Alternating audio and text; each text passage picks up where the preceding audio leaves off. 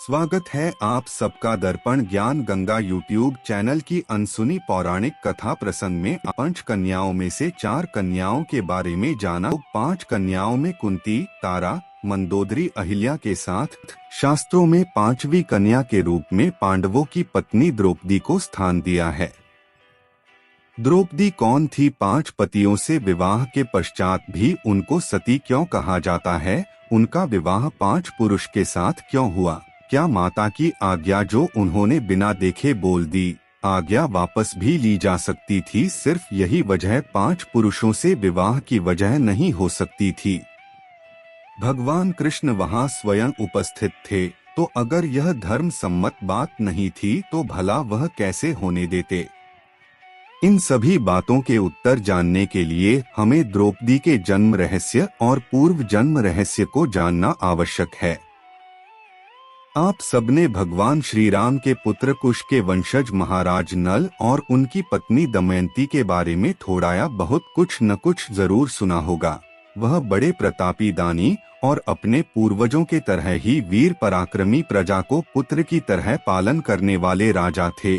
उनके राज्य में एक बड़े विद्वान किंतु दान न लेने के साथ प्रतिज्ञाबद्ध ब्राह्मण थे। इनका नाम यज्ञदत्त चतुर्वेदी शर्मा था। किसी राजा के दरबार में शास्त्रार्थ करने गए और अपनी विद्वता से वहां उपस्थित सभी विद्वानों को कुछ पलों में ही निरुत्तर कर दिया।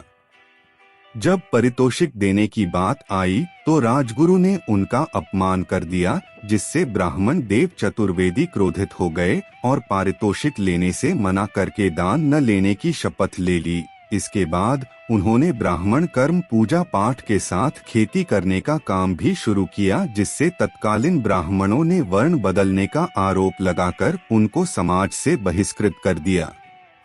यज्ञदत्त के एक कन्या थी, किंतु दान न लेने के कारण, पारितोषिक न लेने के कारण मुफ्त शिक्षा और थोड़ी खेती जिसमें इतना ही अन्न मिलता था कि बाप बेटी भरपेट भोजन भी नहीं कर सकते थे। अपनी लाडली बेटी को दुखी देखकर समाज से निष्कासन से दुखी यज्ञदत्त ने एक दिन आत्महत्या कर लिया। राजा नल ब्राह्मण के घर गए तो उस विद्वान बालिका को देखकर, उसकी दुख भरी घटना को सुनकर राजा ने उस लड़की को अपनी पुत्री बनाकर अपने घर ले आए। किंतु अनेक राजगुरु ने बताया कि इस कन्या के पूर्व जन्म के पापों के कारण ही यह अत्यंत दुख उठा रही है। इसके पिता की मृत्यु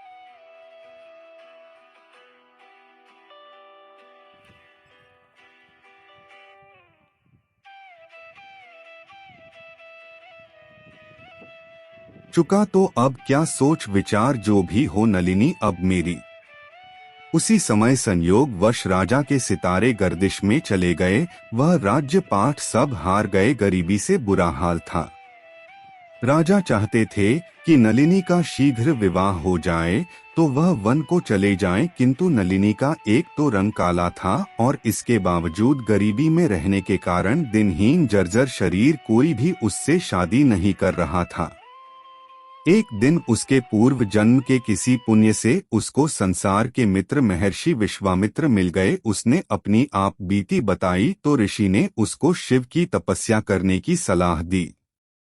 उन्होंने कहा कि विवाह सिर्फ शिव कृपा से ही होता है, उनकी कृपा नहीं होती तब तक किसी का विवाह नहीं होता।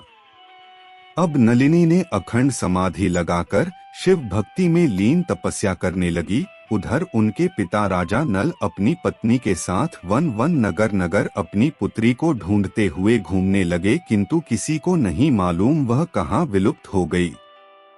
इस ब्राह्मण कन्या नलिनी ने बड़ी कठिन तपस्या किया। इसने त्रेता में 1600 साल शिव की तपस्या की थी और इनकी आकांक्षा थी कि उनको धर्मराज के तरह का न्याय प्रिय, सत्यवादी राजा पति रूप में मिले और इनका पति इतना ताकतवर हो कि पेड़ पहाड़ तक उखाड़ सके, उसके पवनदेव जितनी ताकत हो, संसार का सबसे अच्छा धनुर्धर हो जिसकी तुलना स्वयं भगवान राम से हो, और संसार का सबसे अधिक सुंदर हो और पशु प्रेमी जीवों पर दया करे।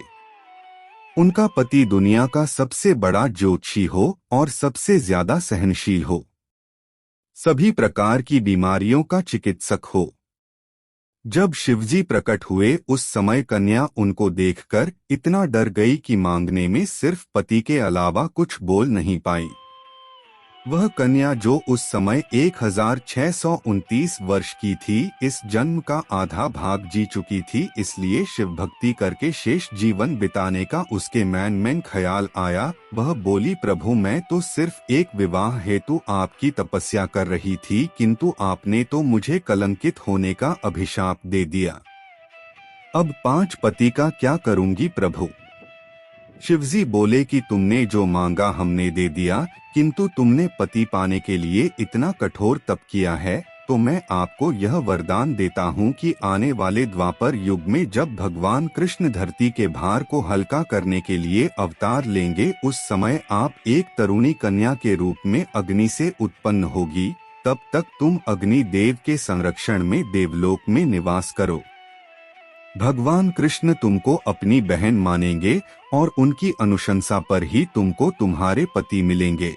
तत्पश्चात कन्या नलिनी बोली, हे प्रभु, अगर मनवांछित विवाह हेतु कोई कन्या तप करती है और आप दर्शन देने में सैकड़ों वर्ष लगा देते हैं, उसकी तो उम्र ही निकल जाती है। कुछ ऐसा करो कि कन्या की पुकार पर क्या जल्दी नहीं आ सकते।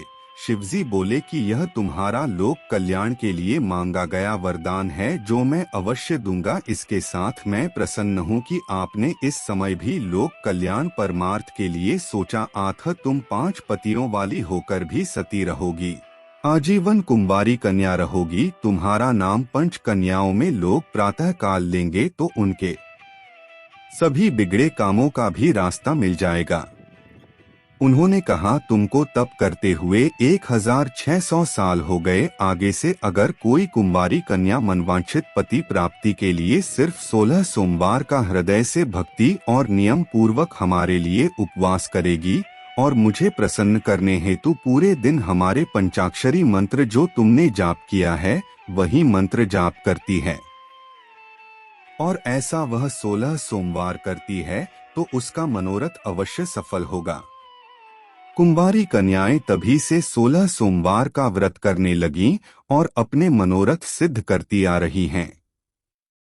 इसके बाद वह तपस्विनी कन्या नलिनी अग्नि में प्रवेश कर गई और शिव कृपा से देवलोक में विराजमान हुई।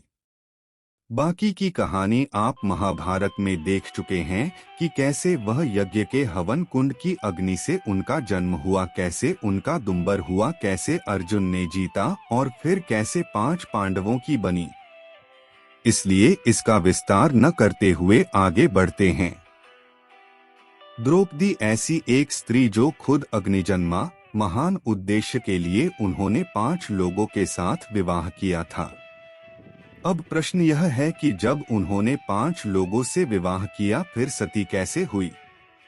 इसका बड़ा सिंपल जवाब है, और जिसने महाभारत पढ़ी है या सीरियल ध्यान से देखा है उसके लिए इसका अर्थ निकालना बड़ा सरल है। आपको याद दिलाना चाहते हैं कि पांडवों के बीच में भगवान कृष्ण की अनुशंसा से देवऋषि नारद ने एक समझौता एग्रीमेंट कराया था, जिसमें यह नियम था कि द्रौपदी एक वर्ष के लिए एक भाई की पत्नी बनकर रहेगी। जब वह युधिष्ठिर की पत्नी होगी तो बाकी सब उसके लिए देवर की तरह होंगे। जब वही सहदेव की बारी में होगी, उनकी पत्नी होगी, तो बाकी सारे ज्येष्ठ की तरह रहेंगे। अर्जुन की बारी में 2 ज्येष्ठ 2 देवर रहेंगे, अर्थात द्रौपदी एक समय में 1 साल तक वह सिर्फ अपने पति की पतिव्रता वफादार पत्नी रहती थी। चूंकि उसका विवाह 5 पतियों से किया गया था माता की आज्ञा से, इसलिए पत्नी 5 की थी, पर अलग अलग समय पर अलग अलग रिश्ते में रहती थी। उनके बीच समझौता भी था कि उस समय जब एक भाई की पत्नी है तब दूसरा भाई द्रौपदी से सिर्फ दूसरे रिश्ते से ही बात कर सकता था, किंतु उसके कक्ष में नहीं जा सकता था। एक बार एक ब्राह्मण की करुण पुकार पर उसकी रक्षा हेतु अपना गांडीव धनुष लेने के लिए अर्जुन गलती से द्रौपदी के कक्ष में चले गए। उस समय द्रौपदी एक दिन पूर्व अर्जुन की पत्नी थी, इसलिए धनुष उनके कक्ष में रखा था। अगले दिन से वह साल भर के लिए युधिष्ठिर की पत्नी थी। नियम उल्लंघन के कारण अर्जुन को 12 वर्ष तक वनवास देश निकाला लेना पड़ा था। द्रौपदी के 5 पतियों में प्रत्येक से एक एक पुत्र था और वह अपने सभी पतियों की बारी बारी समय समय पर परमेश्वर की तरह ही मानती थी, उनकी सेवा करती थी। वह शिव भक्त पूरी तरह से सती थी।